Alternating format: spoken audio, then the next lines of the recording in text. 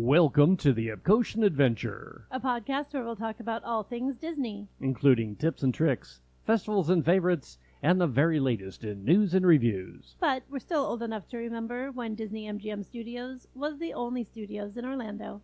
This is Episode 8, a guide to the wizarding world of Harry Potter and other Universal things. Or 3 Muggles, 2 days, 1 fantastic weekend. So now, please remain seated, keeping your hands, arms, feet, and legs inside the podcast as we embark on our Epcotian adventure.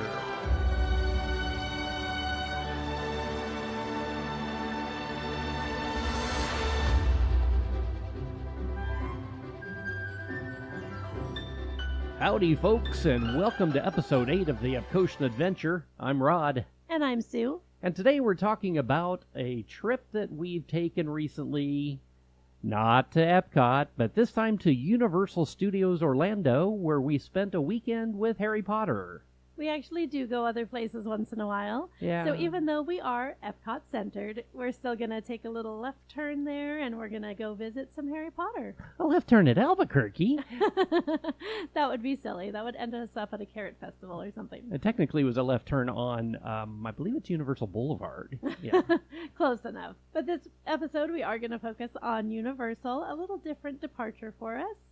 But we did just get back from a trip, and we had a great time at Harry Potter, so we are going to share some of our favorite things, maybe some ideas on how you might want to do a similar trip. Yeah, we took our friend Catherine with us, who has not ever been to Universal or actually ever seen the Harry Potter areas, of course, because she's never been to Universal.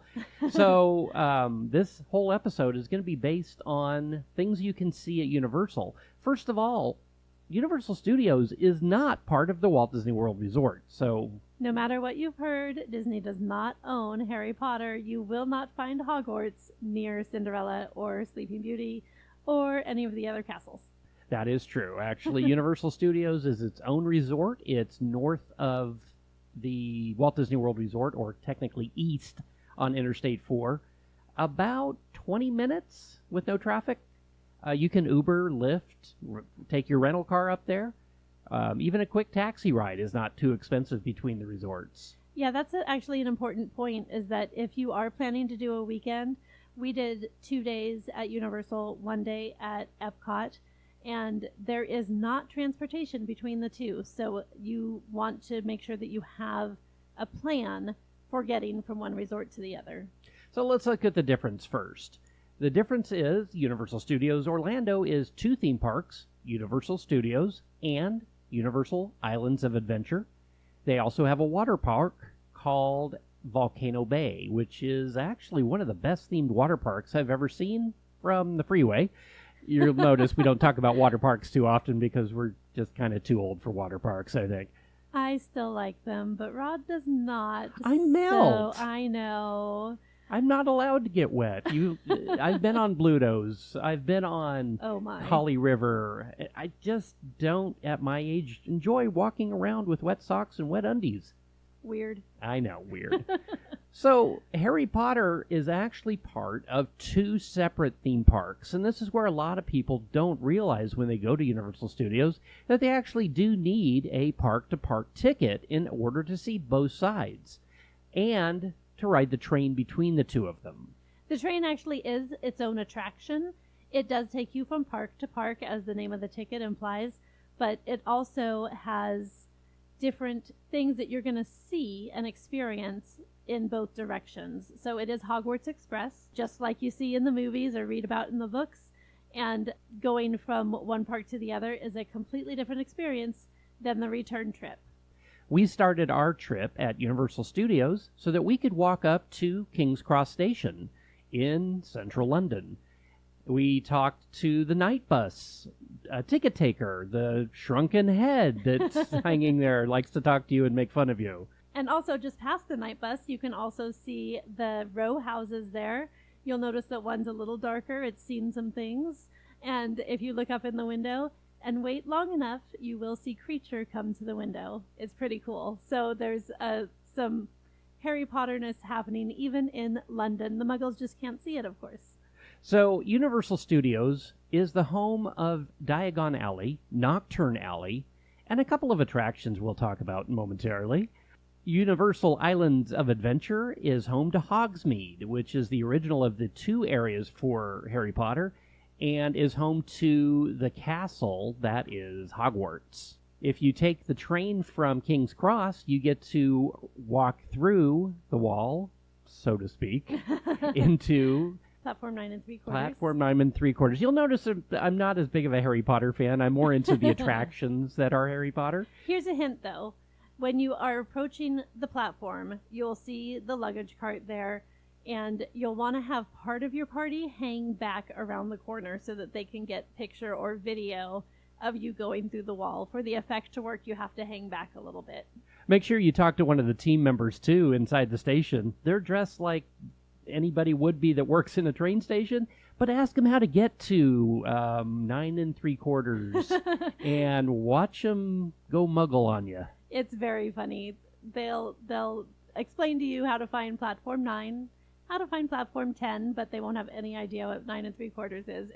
It's super fun. Are you one of those crazy people who's going to run into the wall with their luggage? I don't think so. Highly recommend it. It's very fun. So when we got off the train at Hogsmeade in Islands of Adventure, we got to talk to the train conductor. He's standing at the front of the train and will gladly tell you tales about Harry Potter and where to go and what to see. And I also feel like this is a missed opportunity as far as a photo op. We got our picture taken with the train conductor and the front of the train, and it's just a really cool, the Hogsmeade sign is right there, and people just walk right past him. It's a really cool experience. So walking between the train station, as if you had just walked into Hogsmeade, you'll walk through a row of shops and restaurants, and it's going to be home to the Three Broomsticks, and it'll be home to the Owlery, where you can actually send a letter that has a nice big Hogwarts stamp right now, or a Hogsmeade stamp on it. Mm-hmm. It still is sent from Orlando, Florida. And they do leave room for the official U.S. Postal Service stamp on there as well. But the Hogsmeade one is super cute. One of everybody's first stops is usually Ollivander's. It's on the right-hand side as you're walking up, really near one of the big first attractions, Hagrid's Magical Beasts. And Where to Find Them roller coaster. No, that's not the name. What's the name? Not even close. No, Hagrid's Magical Creatures Motorbikes Adventure. TM. No, we don't say that. That's TM. a Molly thing. Oh, sorry, Molly. Anyway, Ollivander's usually has a short wait early in the morning. Can get an hour-long wait later in the day, though. It's almost an attraction into itself. There's actually an Ollivander's on both sides. There's one at Diagon Alley, and there's one in Hogsmeade. The original one is still where a lot of people go to get their wands as they first walk into Hogsmeade. So let's talk about the wands really quick. Sue actually got her first wand, as did Catherine. And Sue, which one did you actually end up with? I decided to bypass the character wands and choose one that called to me. So I went through each one individually. We opened the boxes, we looked at the samples, and I ended up choosing one that was English oak with a dragon heartstring core. That's just the one that spoke to me, so that's the one. And you know what? Even though it spoke to me and I chose it, I still am really terrible at casting the spells. So I'm not sure how much that helped me. One thing to note, there are two different types of wands that you'll see. You'll see interactive and non-interactive. The non-interactive wands are less expensive, but the interactive wands start in the, I think you paid maybe $40, $45 for yours? I think it was a little pricier than that, but not by much. Around the $50 mark is what you should count on. And the interactive part I would highly recommend, even though Catherine and I, neither one of us were very good at it. Rod was actually better than either one of us, and he didn't even have one, so he would use ours. I don't know. Maybe it's my IT background. I was able to get the technology to work. No, it's magic. Oh, sorry, the magic to work. I'm sorry. I'm a muggle. What do you want? But there are locations in both of the parks in the Harry Potter areas. You'll see a little gold plaque on the ground, and it tells you the motion to make with your wand and the words to say to get the right thing to happen. Mostly in the shop windows, but there are some in other locations as well. Some of the signs, just take a look for them. There's some hidden ones as well. And if you see a team member standing around waiting for somebody to walk up, most likely they're standing near one of those little markers, and they'll help you cast that spell. Now, one thing to note about Ollivanders is you don't have to wait in line to go in. You can actually walk in through the side door or the back door and just purchase your wand. However, if you do go in with a child or childlike people like we are, and that's what the line is for, you'll end up seeing the wand choosing ceremony. It's only about 10 minutes long. It's not going to eat up a bunch of your day, but it is super cute and very magical. It's a great way to start off your experience by seeing usually a small child, be chosen by the wand. One thing to note, if your child is chosen, or if you are chosen, sometimes they do choose grown-ups if there's not a bunch of kids in the group. If you are chosen by a wand and they present it to you, that wand is not a gift. You do have to purchase it. So keep that in mind as you go through. If you want to bring a child through and they are chosen, expect to buy them a wand because they probably will expect to walk away with that one. Universal's really brilliant when it comes to the marketing on this. For one, you have to have the park-to-park ticket in order to take the train between the two parks. And if you're there with a kid that's already got a robe on and a hat on and has all the books in the movie scene, yeah, parents, I'm sorry, you're going to be walking out with a $65 to $100 wand. There is no way you're going to not be guilted out of it. One thing to note, last episode I did talk a lot about the virtues of a loungefly, and I just want to mention that although loungeflies do carry so many things that you need during your park day, the wand does not quite fit. Yeah, Sue's backpack looked a little bit like it was a unicorn. Yeah. Had a little wand sticking out the top, and Catherine's was taller than that. It looked like she had a little stick shift. I tried to keep getting her to go into reverse, and she never would. But anyway, just across from Ollivanders are a set of restrooms. Now, you're going to think restrooms are not actually an attraction. Or themed. But guess what? They are. At Hogsmeade, if you walk into either the men or the ladies' room, you will hear Moaning Myrtle. It's pretty fun.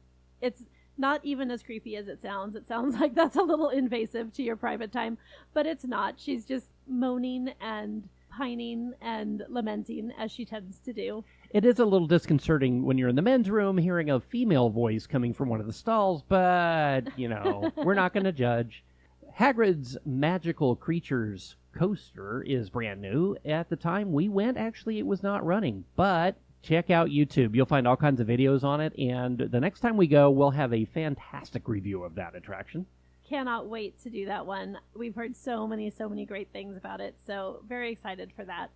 Just beyond that is Flight of the Hippogriff. It's a little roller coaster. I call it little. It's actually a pretty good-sized coaster, but it's technically considered a family coaster. It's not very fast, but it is one place where you can go and see Buckbeak as an animatronic. Or, I'm sorry, the real Buckbeak. Obviously, yes. And it is, like Rod said, it is very family-friendly. You might look at it and just assume it's a kiddie coaster, but it does have a little kick to it. It does have a short height requirement on it, of course, just like any other roller coaster. But it is a good coaster, even if you're just a coaster enthusiast like myself. It's actually kind of like Goofy's over at Magic Kingdom, in that it's a little wilder than it looks from the outside. The next thing you're going to find is going to be a restaurant. And this one is the Three Broomsticks, as mentioned in the books and movies, of course. They took theming all the way for this one. It is so cool. And they have very, very decent pub food, is what I would call it. They have fish and chips and bangers and mash, shepherd's pie. Yeah, they also have a butterbeer clotted cream that I'm not a butterbeer fan. I'm sorry, I don't like the butterscotch flavor.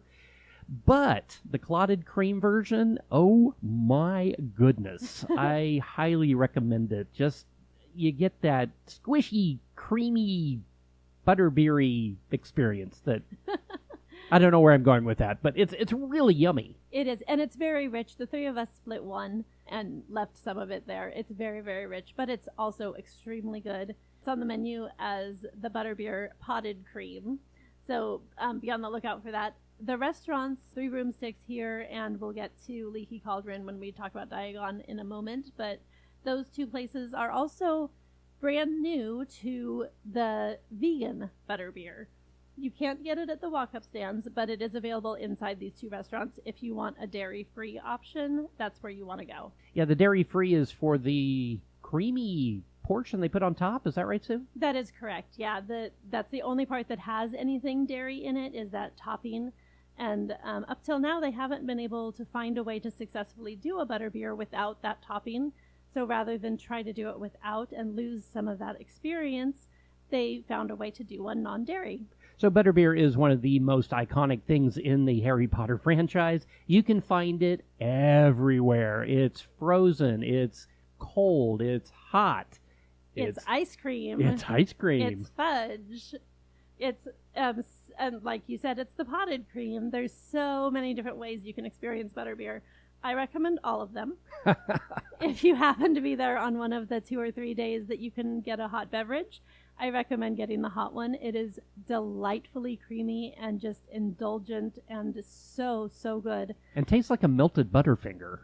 Except good. Well, except good. Very good point. And no chocolate. But if you are not there on one of those 2 or 3 days of the year when a hot beverage sounds appealing, I would go with the frozen one next. That is by far the most iconic. That's the one that looks like the butterbeer that you want the picture of. I'll actually post a picture of the cold version that we got, which also has that foamy topping on it. Any of them you get, it's going to be a winner.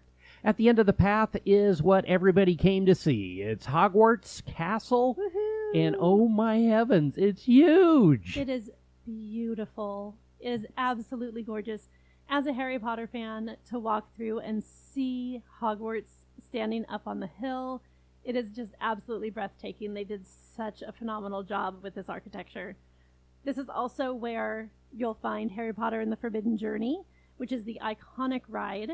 You get to walk through Hogwarts Castle. The queue for the ride will take you through Hogwarts Castle. So even if you're not going to ride the ride, we highly, highly recommend walking through that queue so that you can see all through. It's just the amount of detail that has gone into these parks is just breathtaking. You'll see the entrance to Dumbledore's office. You will see the hallway with the pictures in it's one of my Yes. favorite, actually. Yeah, all the portraits. They all interact with each other. They move around. You'll see the Mirror of Erised. It's just they just got everything just right. So Yeah. even if you're not going to ride the ride, walk through the queue and then bail out at the end. Universal Creative outdid themselves on this queue. If you remember way back before Harry Potter, there used to be a couple of coasters there, Fire and Ice. It had a beautiful queue if you walk through. This is similar to that. So if you haven't been back to Harry Potter, even if you don't like riding rides, go through the queue and see the Harry Potter storyline come to life in Hogwarts Castle. Now, the ride is a truly unique experience. There's lots of different opinions out there on it. For us, it's not our favorite. It's a little nauseating because the way the ride system moves you around, the way Harry Potter and the brooms There you go. move you around is very disorienting. If you don't want to hear how it's done, fast forward about 30 seconds. Basically, it's a giant arm that hangs onto a box, I guess you could call it. Of 4 seats. 4 seats. And it has a shoulder harness that comes down and holds you in. And then as you leave the load area, it's a 6 degrees of freedom arm like you would see in a car factory with a drill or a torch or something on the end of it making cars. This is a ride. As it moves through, you're going upside down and sideways and backways and slantways and every way you can think of. That's the reason the ride is so amazing, but it's also the reason if you're a little older or susceptible, if you get sick, careful on this attraction because it will throw you and you don't want to get off and throw. You see where I'm going with this. Now, for me, it's not a nauseating experience. I find the motion of it to be fun. For me, the ride is terrifying. I don't enjoy trying to be killed by giant spiders or dementors. Death Eaters. Seriously, every time you open your eyes, there's something else trying to kill you. Whomping Willow. So for me, it's just things being thrown in your face that are trying to make you dead. So that's the part I don't enjoy as much. I end up riding with my eyes closed. Yeah. If you're not familiar with Universal Studios as a park, all the attractions tend to have something that wants to kill you, eat you, or punish you in some way, unlike the Disney parks where it's, princesses and communication and thank the Phoenicians. Yeah, Universal's a little more aggressive in their attractions, including all of the Harry Potter attractions that you're going to hear about. Now, that said, this was our friend Catherine's favorite attraction. She absolutely loved it. So we sat off and rested our feet, and she went through the single rider line, total walk-on in the afternoon, and rode it, I think, 3 more times without us. Well, we got to rest and drink some water, and she got to go have some great times with Harry Potter. So it was a win-win. It's just a matter of what your personal tastes are on if this one is going to be a hit or miss for you. Here's a fun fact. As a matter of fact, when it comes to the attraction that is Harry Potter, meaning Forbidden Journey, you can get on this attraction later in the day, usually almost as a walk-on. Even on busy days, once the sun starts to set, look for about a 15-minute wait on this attraction, even if it had 90 minutes before. Hagrid's, unfortunately, is going to stay long all day. It's new. And also a word about Hagrid's. If you do have the Express Pass, which we should talk about next. Yeah. But if you do have the Express Pass, Hagrid's is not included in that yet. So don't count on using the Express Pass for Hagrid's. Express Pass, for those of you who are not familiar, is much like Genie Plus or the old Fast Pass at the Disney resorts. And if you are one of the people who doesn't enjoy paying for Genie Plus because it can be around $15 to $20, buckle up. Bum, bum, bum. So a one-day admission pass to one of the parks starts at about $109. The extra fee for the Express Pass starts at around $90. So if you're looking at one day, one park with Express Pass, you're already at the $200 mark before you've even looked at adding on a multi-park one-day pass or a 2 or 3 day pass. And then Express Pass goes up from there. And that Express Pass allows you to ride the rides that are included in that one time.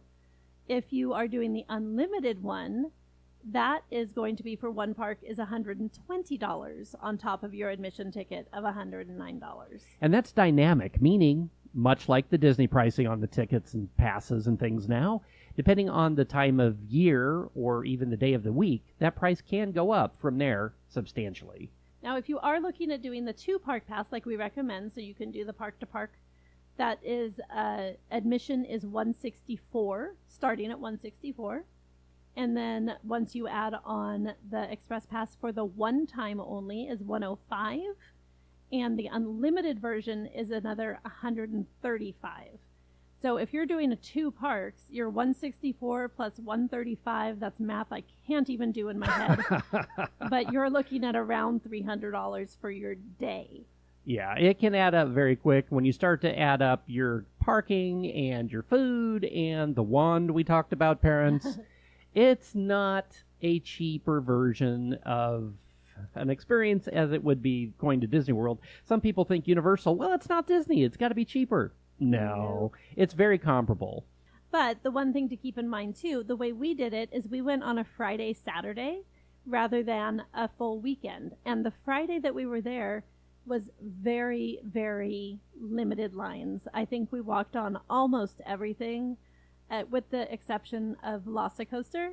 We waited about 90 minutes for that. There was a 60-minute posted wait time, and we waited about 90, and by the time we got off, I would have done it again in a heartbeat. It's an amazing ride. Let's just talk about Velocicoaster a little bit, because it's actually just outside of Hogsmeade on a brand new bridge that heads out over towards Jurassic Park. The coaster actually goes over it a couple times, and if you talk to somebody about that coaster, originally, it was a churros stand, I heard, and actually opening day, they handed out free churros to everybody. Again, good marketing there, Universal. Yeah, that was pretty brilliant. Anyway, we did get to ride Velocicoaster on this trip. It turned out to be one of the highlights of the entire experience, of the entire weekend, really. The queue is a lot of outside just switchbacks, but once you're in the building with the queue, it takes on a whole new life of its own. There's a velociraptor in a little head cage thing that sneers at you and tries to get out. He and blinks oh my and breathes, and He's I real. swear this thing is alive. I don't believe in the Harry Potter magic. Oh my gosh, that Velociraptor was real, I swear. It is so much fun. Our primary goal in doing this particular trip was to focus on Harry Potter, but we had to throw in Velocicoaster because it is new and because it is amazing. Yeah. Believe the hype. The last loop on that, you've probably seen video of it. It's a flat spin right over the water. Has now become my favorite inversion of all time.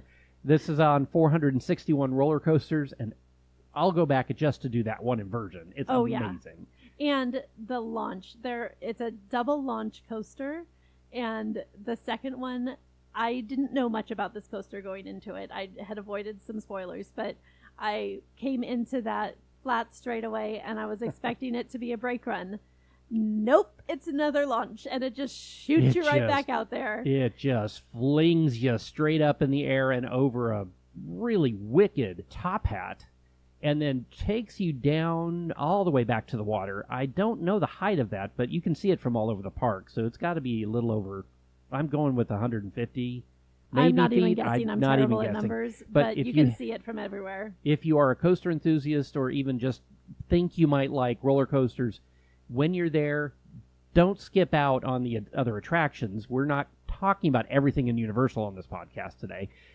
We are not going to tell you, though, to skip Velocicoaster. Head on over and do it, no matter what it takes. And it is now on the Express Pass. That's actually pretty new. And while we're talking about Velocicoaster, let's just take a break and step back for a second and talk about ride vehicles in general. So, as you may or may not know, Universal is not quite as size friendly. They're not fluffy friendly. They're just not. If you're used to going to Disney parks where they are very inclusive in this way, Universal is a different animal. So we actually witnessed this when we were there on Velocicoaster, which is why this brings it up. Some of the folks in front of us had waited the whole 90 minutes just like we did, went to get in the car and didn't fit comfortably, so had to then exit the ride vehicle without getting to experience the ride. We just hate to see this happen to anyone out there who's listening, so please, please, please use the test vehicles. All of the coasters, Hagrid's, Hulk, Velocicoaster. I think even Harry Potter and Forbidden Journey. Forbidden Journey is a big one. This is actually where a lot of the controversy started, is a bunch of people who wanted to ride that ride could not because of the size restrictions. So if you're extra tall, if you're extra wide, if you're extra anything out of the normal, try out those test seats and make sure that you are going to be comfortable in the ride and that they are going to close securely for you. Also, before we left the area, we stopped to watch the fireworks and projection mapping show on Hogwarts. This is something that starts just a few minutes after dusk and runs about every 20 minutes, I believe. It takes place right on the Hogwarts castle. It's really spectacular. It really is. You'll see people start to line up for it actually right about dusk, and usually people are like, what are you all waiting for? And then the first show is usually really crowded. As the night goes on, much like we said about the line for the attraction, the crowd levels go down for the projection mapping show. And during the year, it's not every night, so just make sure that it's on a night that you're there. And during the Halloween season, they'll do a seasonal one. During Christmas season, they'll do a seasonal one for that. So they're really fun to catch. It's a great way to end your Harry Potter day. So up to this point, everything that we've talked about has been at Universal Islands of Adventure. For me personally, if I were to go back and do one of the two parks, it would be Islands of Adventure. The theming from head to toe is gorgeous. If you are interested in the Harry Potter, it is the Potter that you want to do. It has the Hogwarts. It has the ride that shows you the kids. It has Ollivanders. It has the Butterbeer. It has everything you need in Harry Potter, and you wouldn't necessarily be missing what's at Universal. However, let's jump back on the train and head back to Universal Studios and come back out at King's Cross Station. When you walk out of King's Cross, you walk out and you see Harry Potter World. No, you actually see a big lake, and you can see Men in Black and the Transformers building. And the Simpsons theming kind over of heads off the rails a little bit there, but that's Universal Studios as a park is not exactly the best themed park I have ever seen. It's actually kind of sad. It is, actually. But the themed areas that are newer, including the Harry Potter areas, including Diagon Alley, is over the top themed. So when you first get out of the attraction for the train, basically, or the station, if you veer to your left, you're going to see nothing. It's actually not even signed. You have to kind of know how to get into Diagon Alley. If you know the books and the movies, you go in and you take your wand and you tap on the bricks and it opens up. That's what they've done here as well. But they've already opened the wall for us. You don't have to know the order that you have to tap the bricks. That is true. And if you ask any team member, they'll tell you how to get there. Once you're in Diagon and get around the corner, though, you walk straight into the mouth of a giant dragon. He's not really into the mouth. No. He's perched on top of a bank that's Gringotts. Gringotts Bank. And it is, in fact, staffed by goblins and ghouls from last Halloween. Wrong park. But the goblins they are animatronic, and the whole queue is amazing. This ride is called Escape from Gringotts. So if you're familiar with the movies or the books, which I'm sure you are, or you probably wouldn't still be listening, you are escaping from Gringotts with Harry and Hermione and Ron from the vault as they go down. It's a Horcrux, I believe. It's a Horcrux. One of the Horcrux. Yeah. Anyway, they have to go down to the vault. I apologize to all my Harry Potter fans out there. For some reason, my brain is not functioning. But and that's sad that I actually... Look at me knowing Harry Potter things. I know, right? I'm so impressed. I'm impressed. But you are escaping from Gringotts, including dragons chasing you and helping you, trolls blocking your way. It's so much fun. But once you get in, you're in the caverns and you load into the mine vehicles from the attraction. At which point it is now become, I want to call it a dark ride. It's actually a roller coaster dark ride, I guess is the best way to put it. There are sections of both for sure, and it's interactive with the screens and the sets that are around you. So their motions and emotions are affecting what's happening to you and your journey. So it's really, really fun. The cars are, I believe, 4 across, just a lap bar, but it does hold your legs in, sort of similar. Yeah, similar to Mummy, actually. If you've been on Mummy in any of the or either of the Universal parks on either coast, it is very similar as a ride vehicle to Mummy. Yes, that's a good comparison. Now, that said, Vekoma built this as a roller coaster before Guardians of the Galaxy. So here's kind of a little fun fact. Everybody keeps talking about Guardians being the first of the coasters to spin you and show you things. Actually, don't tell anybody. Gringotts did it first, and it's the same builder. They're just different ride vehicles. And it's a very different experience. It doesn't feel quite as free-flowing as Guardians does. It's very much you pause and you see a scene, and then you're affected by what happens in that scene, and you carry on from there. So it's a little more controlled, I feel like. I think most people consider Guardians a straight-ahead roller coaster, yes, whereas Gringotts is more dark ride than coaster, but the coaster portions are really fun. Actually, I'm not going to give it away, but the very first stunt that happens when you first leave the station, it took my breath away, and I'm a coaster enthusiast. It's super fun. I would also even consider this one family-friendly. There are some dark parts and some like scary creatures. There's a snake that gets right in your face, that kind of thing, because it's Universal. But overall, I would consider this one a family-friendly ride. There's also an Ollivanders on this side, like we talked about. It's going to have the same wand selection as the other park, so we can move past that, actually, since it's the same. Yeah, same show, same everything. Again, you can bypass the show and just go into the shop if you just want to buy a wand. And you're starting your day on this side, you can definitely do that. Diagon Alley is also where you're going to find Nocturne Alley. Nocturne Alley is an entire indoor-outdoor section. It's similar when you walk into like Pirates of the Caribbean at Disneyland and you are outside. Nocturne Alley is just at night, and it's the dark side of Harry Potter world. And this is where you're going to find the store that has all the Death Eater merchandise and the dark spells, and there are some other spells back there that you can cast, and it's a little creepier back there. It's super fun. They just went over the top with theming in this whole area. One and a nice lot of thing people about walk past it, I feel like, just because it's just a dark opening. It's Yeah. not really labeled. So be on the lookout for that and don't miss it. One nice thing about the area, though, too, is if it's raining outside, go in there. It's nice and quiet. True story. And it will keep you out of the rain. So those Florida rain showers at 3 o'clock, head to Nocturne Alley and just kind of grab a bench somewhere and chill out for a little while. And this is also where you'll find the Leaky Cauldron restaurant. And this is where we chose to have lunch. It was delightful.